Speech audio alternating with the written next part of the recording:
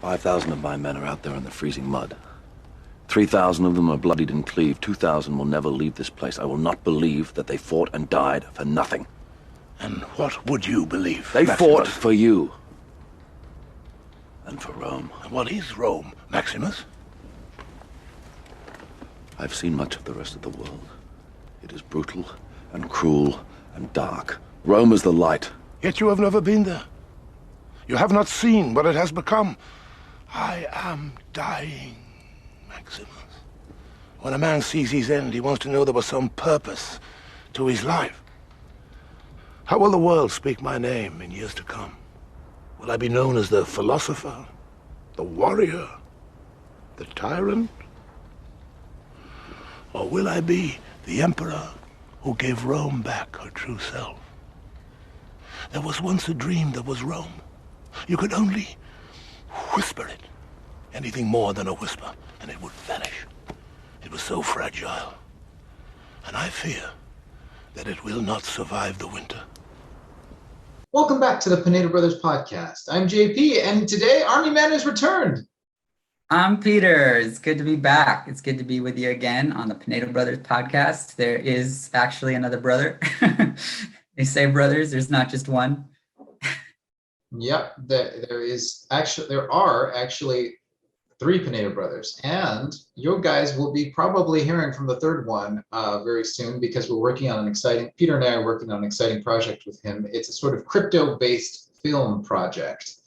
Can't say much more than that, but it'll be dropping very soon. So be on the lookout on PinedoBrothers.com. You'll be able to find out more information on that. PinedoBrothers.com/Project X. It's on the way. Okay, Peter, I am super excited to be chatting with you because these past few guests that I've been having, I mean, I love having special guests, but I can't really rant in very politically incorrect things like I can rant with you. So this is awesome. I've missed you in more ways than you know. Yeah, I'm just picturing them inching away from the computer. I mean, like, I don't know. I can't talk to this guy anymore. Well, this is great. We'll have to buckle up because let's see how many Google flags and disclaimers we can get on this here video. Yeah, maybe we'll get it done. We'll find out. So Pete, today you sent over a great idea to chat about today. We're talking about ancient Rome and how that relates to our future, huh? Mm-hmm. Yeah, like I'm a big fan of history. Studied history a lot in college, and you're a history major, so yes, major in history. And a lot of what I focused on was ancient history and medieval history as well. But I think that the Roman Republican Empire really has a lot of relevance to us today as Americans, because we're seeing a lot of the signs that I think an ancient Roman would have seen towards the end of the Roman Republic. And to me, that's super scary. Like, how does the American Empire sound? The American monarchy. To me, that sounds terrible. I don't want that at all, because I think democracy is an incredible thing. But I think that we're finding ourselves in a very similar situation and similar climate that I think ancient Roman would have found themselves. I don't think we're quite at the end, the collapse of the Republic, but we're seeing a lot of those early signs. And so, like, what I was really interested in discussing with you and talking about is, like, do you agree? Like, do we see these signs? Like, and what can we do to reverse course? Because I don't think it's too late to kind of reverse course and take good, meaningful steps to preserve our democracy and our republic. But I think that we need to realize where we are and then take steps to save our republic, because it's worth saving. Yeah. Well, I definitely see signs of trouble on the future, and I have some radical thoughts that have developed in this past week that I would love to bounce off of you to see. I'm sure this is going to get this flagged by Google, but here we go. Buckle up, ladies and gentlemen. Because I want to hear what you think about them. So yeah, can we talk a little bit more about what are the signs that you're seeing, and we'll just dissect that, and then we can kind of bring it together at the end. Mm-hmm. Well, I think there's a lot of things. I think that what you're seeing right now is a real push towards totalitarianism in just way of thought and our manner of government.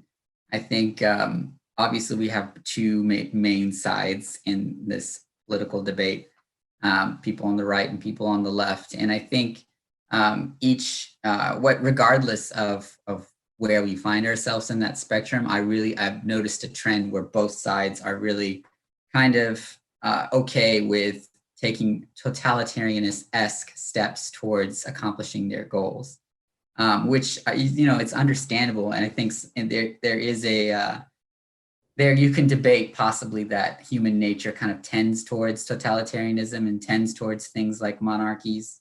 That I think is something that you could argue, but I don't think that has to be the way that that's not the state that it has to be. What does that mean, though, that tends towards? I know this is not directly your argument. You're saying someone could make that argument, but not to derail you too much, but what does that mean that someone would tend towards totalitarianism? Well, I think like if you have a group of people, one person's gonna come to be the leader. That's just, it's natural for humanity to like elect or not elect, maybe not elect, maybe elect, but to find a leader and then follow them. So it's part of, I think, human nature to find those, to have a leader and to follow someone. And that can transfer to, the national stage, where instead of us continue, because, the American idea is built on, and it's an experiment, it's built on the idea of not one person being in charge, but establishing an elected body of leaders, Congress, who runs the country and acts for the people, as opposed to having one king and one dictator in charge. And so I think what you're seeing today is that people are forgetting, like, Congress is the body that's supposed to be in charge because they are the most connected with the people. I think people forget that, and they're tending and trending towards seeing the president as the person who calls all the shots in the country. He's the king, he's the dictator that we elect every 4 years. And so I don't know if maybe that's just that's a tendency that people end up having.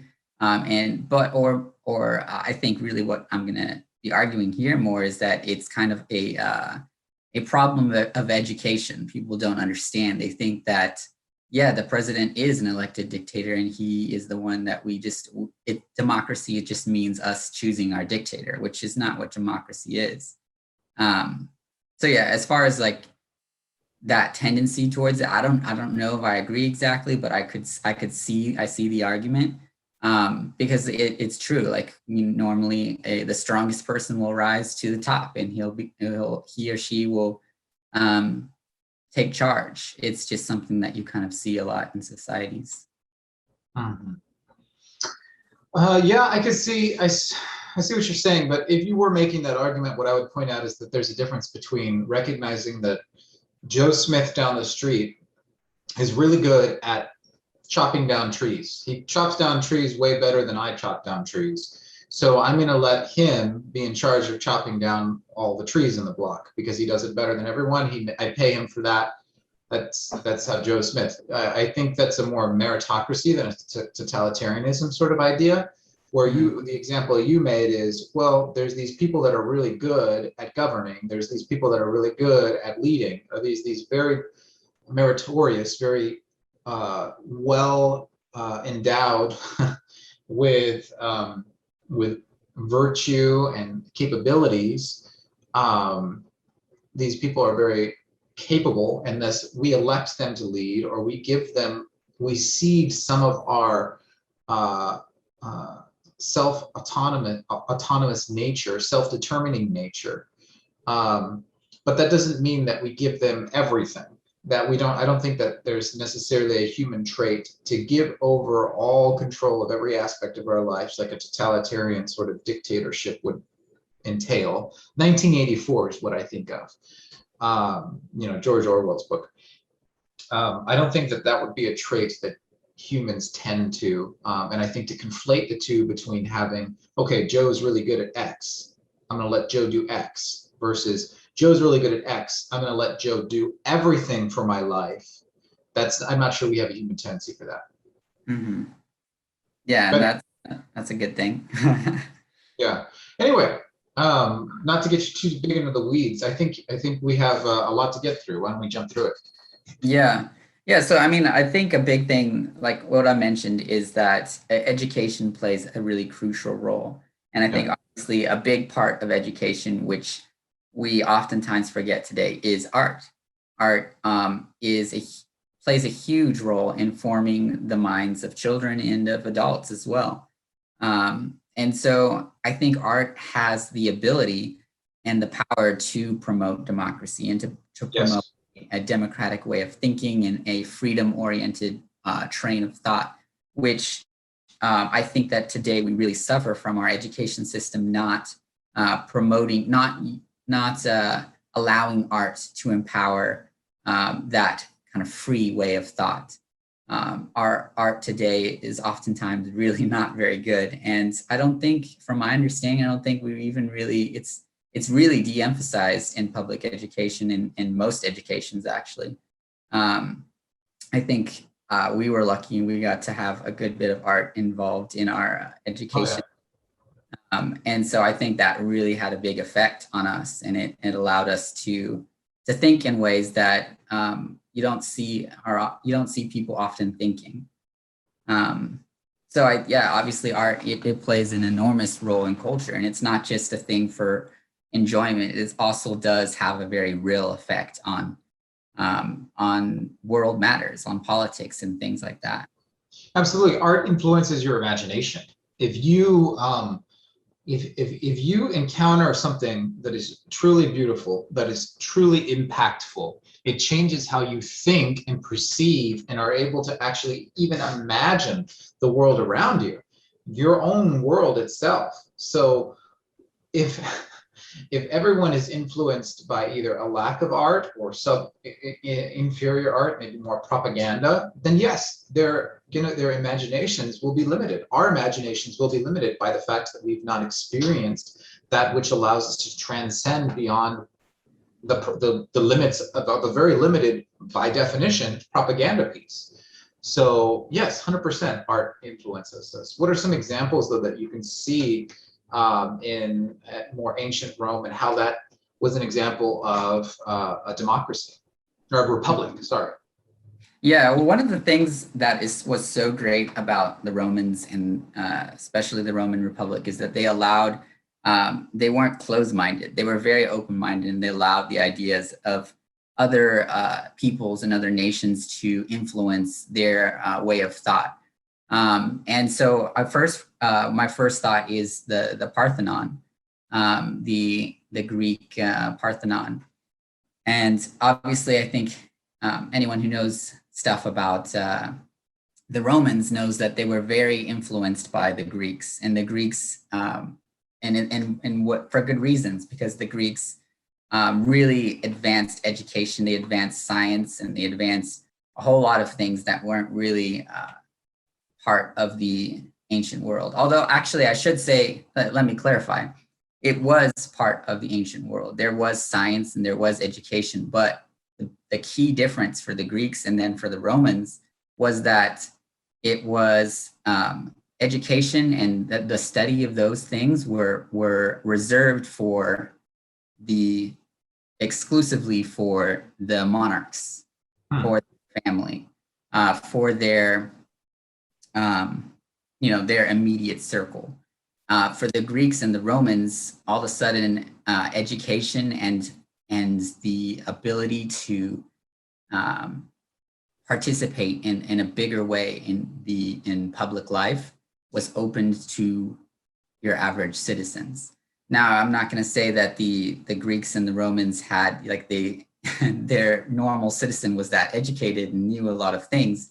But the Parthenon, to me, is a great symbol of that, because it was for the people to go to and participate in the what was most important to Greek life.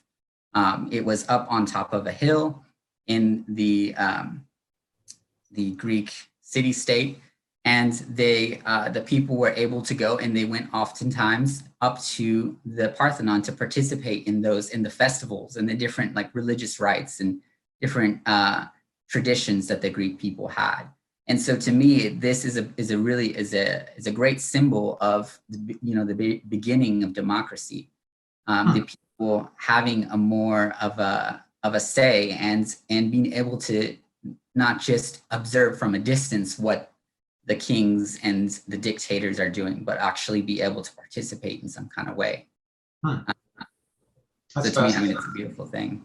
It's fascinating because it elevates you and I to a status of judge, where we're judging that which the kings and the rulers are doing, because we're sitting and watching that what they have to say, the people in the ruling power, and it's almost a give and take, like a reciprocity. We influence that which is created, and then that influences us, a return to sender sort of thing. Absolutely. Yeah. And then like moving on towards, I'm thinking of another example here. The Romans, then they had this incredible system of the Roman aqueducts. And that I think is a huge builder of democracy. And you and I, we've seen some aqueducts. I'm sure you've seen more than me in your journeys around Europe, but I know that you and I saw, there it is. I think that's the one in Segovia, in Spain. Segovia, right? I think that's where it was. I don't remember where we saw it. That's really sad, but it was in Spain that we saw the Roman aqueduct. I think it was more central Spain, though I could be wrong. It's melding together in my mind. But I mean, like this, for one thing, it's really beautiful to look at. They're really cool. And they're just so sophisticated, such sophisticated systems of transporting, it's a simple but extremely difficult task of getting water from one place to another. And yet the Romans, they invented this masterful system for transporting water. And this, I think, is a huge building block in democracy, and having the people be able to have, the water and the resources that they need in from faraway places over into where they're living. Because obviously, if you're suffering and not able to, you don't have those basic things that you need to survive, you're not able to rise above and to be able to contemplate these things about, these thoughts of freedom. And if you don't have the ability to get to the next day, you're living in fear. And when you live in fear, that is the perfect building block of dictators thrive. Exactly. I mean, if you're a peasant starving to death in the Ukraine, you're probably not going to be thinking about what's the meaning of life. You're probably thinking about, okay, well, will my Soviet overlords will I be dying by their hand or starving to death tomorrow? There's not much time to contemplate beauty in that sort of an environment. Some people will, some people do. Just look at the Gulag Archipelago as a perfect example of how someone can contemplate the deeper meanings of life despite the terrible conditions. But by and large, that's exactly right. A totalitarian government will have empty shelves and a complete lack of beauty in almost any way. And so that's why it's a very interesting point that you're making. So you're saying that the Roman aqueducts are beautiful examples of how the good things of a democracy allow the flourishing outward of, this is actually a beautiful thing, the beauty. Like, I love how this says 10 most beautiful Roman aqueducts in the world. This is, even today, a millennia later, recognized as a gorgeous work. And so art, a republic, a democracy that is run properly, allows art to flourish within it, because the basic needs are easily met. Yeah, it's something, and these things you don't really, you won't notice or really appreciate unless you stop and think about them. And that's the whole point too, that you don't stop and think unless you are formed in certain ways, or you have these experiences that allow you to appreciate those who came before you and the building blocks that got us here.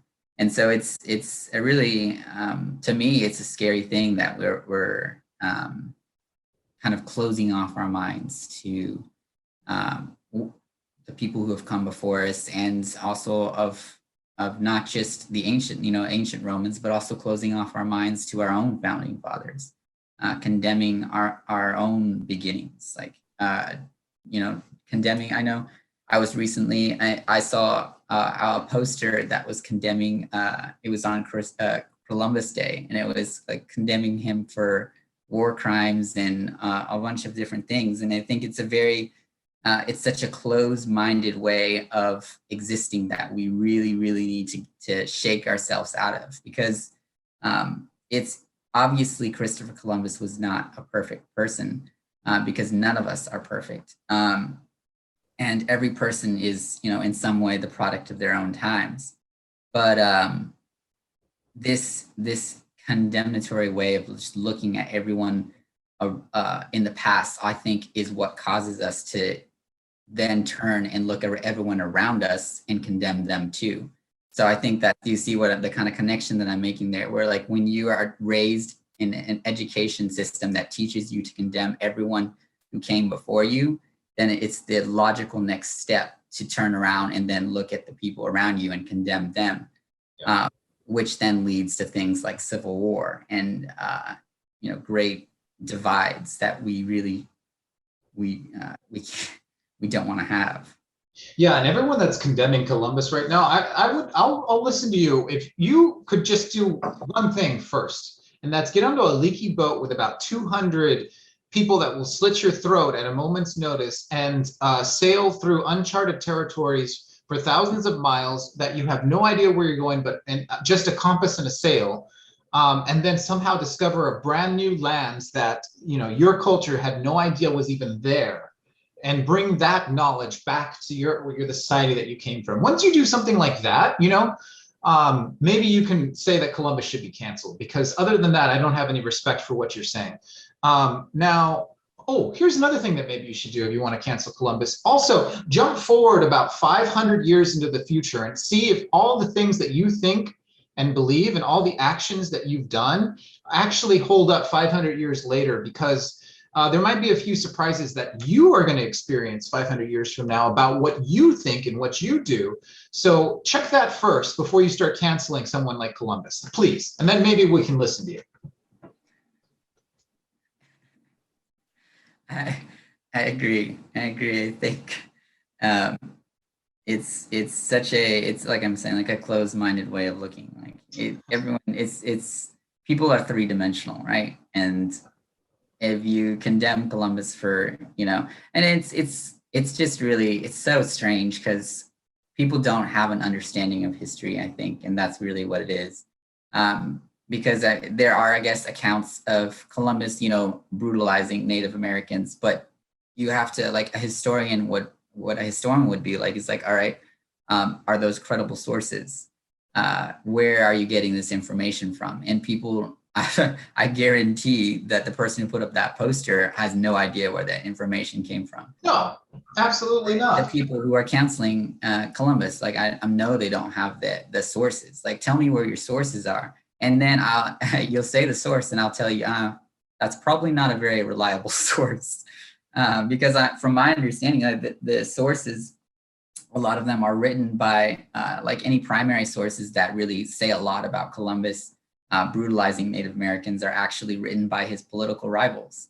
So it's like the people that wanted to get Columbus out of power. Yeah, what would CNN say about Trump? And then let's use that as a primary source 200 years from now, This is what That's a scary thought. That's a very scary thought. What CNN say about pretty much everyone that disagrees with them, and then hopefully 200 years from now, that's not what people look at the people that CNN disagrees upon as like gospel truth, because goodness, there is a lot going on there. Yeah, so hopefully, that CNN's not that. Hopefully their files will just be deleted, somebody, they won't leave a lasting footprint for history to see. I don't know, we'll find out. There we go. Yeah, anyway, let's you get back on. Yeah, what I was mentioning earlier is that I think you and I had a different experience in our education. We got to be able to appreciate art a little bit more, I think, than the average public education. I can't really speak for private school because I think they're all very different. But you and I were homeschooled when we were in school, and I don't mention that very often. I try not to let that out. So hopefully. Yeah, we were homeschooled, and obviously we try not to let it out, but I think that we need to lose that stigma now. Matt Walsh this past week made a great point. He said, so you don't want to homeschool your kids because you don't want them to grow up to be weird and not socialized. Like people that go to public school, that are socialized and are really good at working with groups and know how to work with people, and like people that go to public school and shoot up public schools, right? That's how we want people to grow up to be, right? That's true socialization. That they get frisks to all for guns in the hallway, and they become capable of unspeakable acts of terror because they're bullied or treated bad, or just because they are, and that's their milieu. So that's how we want to live, right? Don't homeschool your kids. Have them grow up like, go to public school. Mm. Yeah. Yeah. Let's lose. I was like, way to go, Matt Walsh. Why don't we lose that stigma? I guess that's true. I mean, it's an interesting balance. But I think, yes, definitely moving forward and definitely for the future, like right now, there's no way, like I would never put any of my kids in public education. I don't have any kids right now, but if I did, I would definitely not want them in the public education system, because I think it's really, I see education as something that should open a person's mind up to the world and to being able to, because the whole reason that we have an education system is so that we can have functioning and capable members of society when our kids grow up. We're forming them to be able to replace us and to take on our nation and the responsibilities that we hold right now. Mm-hmm. And we are not doing that right now. We are not allowing our kids to open their minds. We're cramming down their minds. Like we're pushing down and telling them, this is what you have to think. We're not telling them this is how you can think. We're telling them this is what you have to think. So, and just I think totalitarianism and a dictatorship is being bred in the education system right now, because we are instead of making capable and functioning citizens, we're making obedient subjects. We're teaching them like, this is what you have to think. If you don't think this way, then you're wrong, and you're going to be canceled, and you're going to be ostracized. So we have to fix that.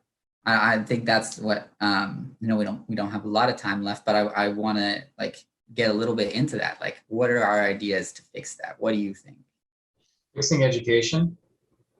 Yeah, like because to me, like what I'm seeing here is that we're seeing now the results of our really messed up education system. Now we're seeing it in real time and in affecting our politics and our society and American way of life. But I don't think it's too late to turn it around.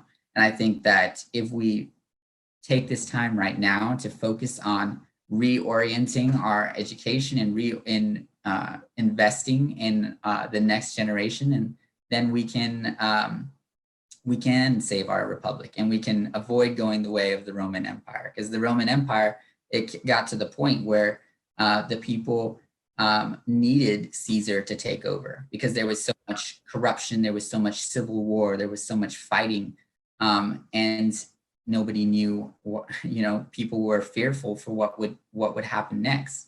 And I think Caesar, he restored order, and he restored a lot of really good things and good values to the Roman society. And so that's why I'm like Caesar and Augustus Like, I don't really see them as bad figures per se, because they did so much good for the people.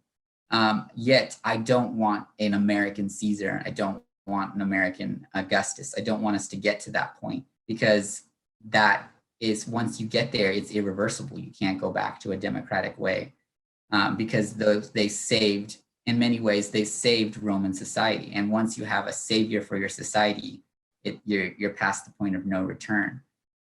So what I want us to do is to have the people be the ones that restore their society, so that we don't have to have a dictatorship.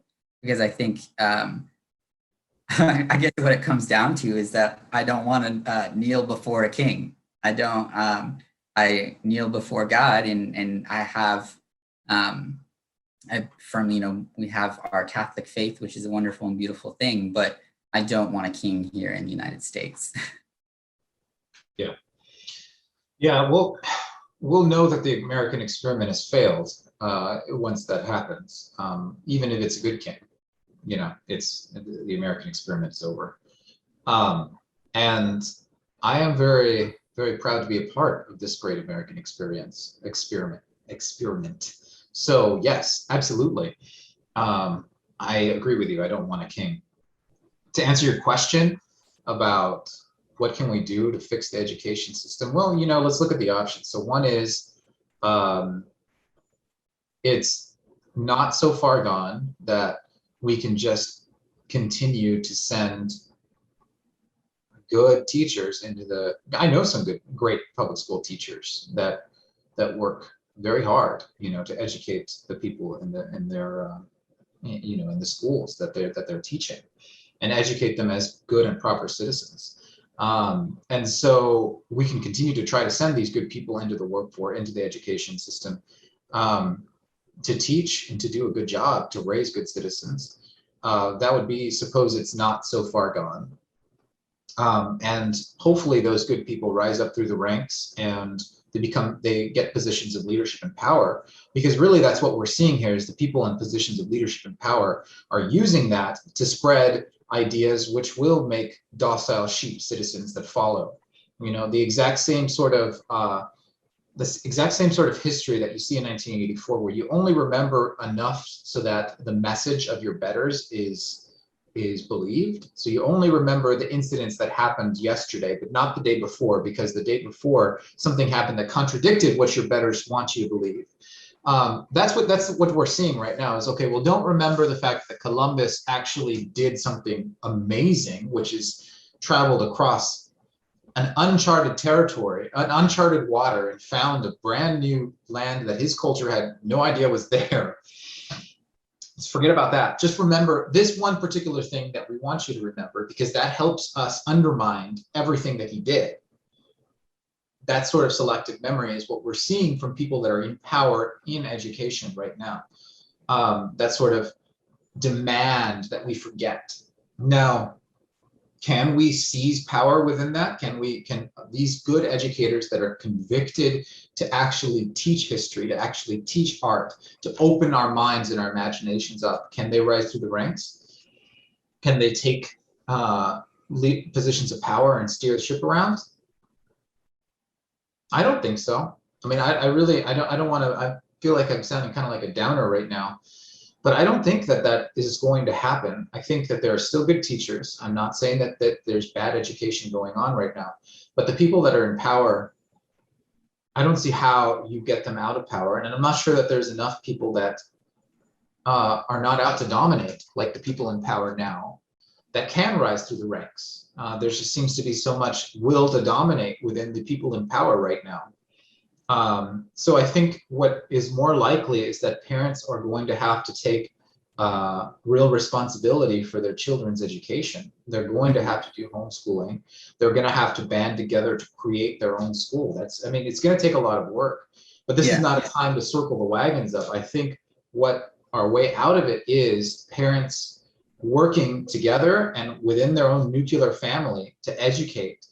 And out of that, maybe there's a reform of the public school system, because there's not going to be enough people going to it anymore. There's not going to be enough people relying on it anymore.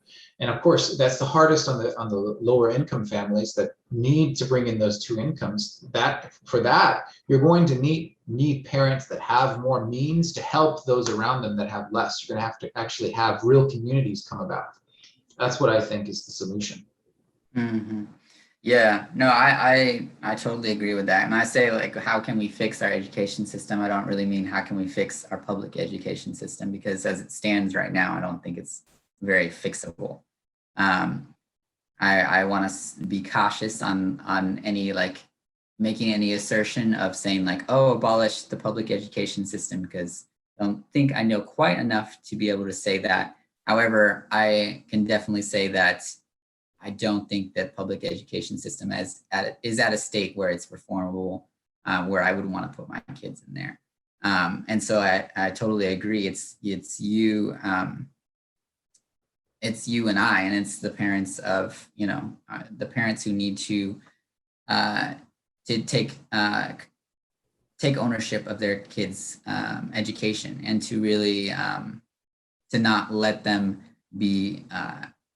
be raised in that very constricting way of thought, and to have a better education. And I think that really demands things like homeschooling, or if you have a good private school and a good private school.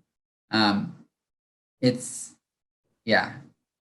totally agree with that. And I think what you were saying, like remembering is just like a big key, because it's like you were saying in 1984, the people are docile because they don't remember. They don't remember what happened 2 days ago. They only remember the bits and pieces that their betters want them to remember. And so I think it's a huge thing to be able to form our kids so that they can remember. And what better way to remember than through art?